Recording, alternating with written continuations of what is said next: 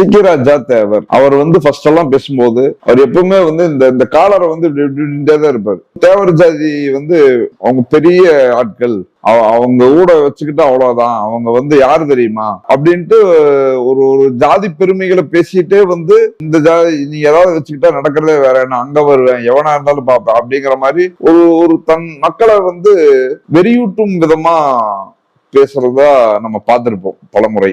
ஆனா அப்படி அவர் பேசியிருந்தப்ப கூட சில நேரங்கள்ல கல்வி சார்ந்தும் பேசுவாரு. ஆனா இப்ப கடைசியா பேசின பேச்சுங்கிறது உண்மையாலுமே அவரை பாராட்டணும். சிக்கிராஜா தேவர் அப்படிங்கிறவரு கடைசியா பேசின பேச்சு ஒரு பாராட்டப்பட வேண்டிய பேச்சு.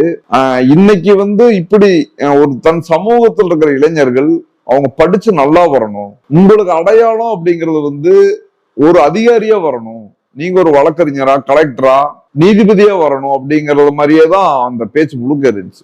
தன் சமூகத்துல இருக்கிற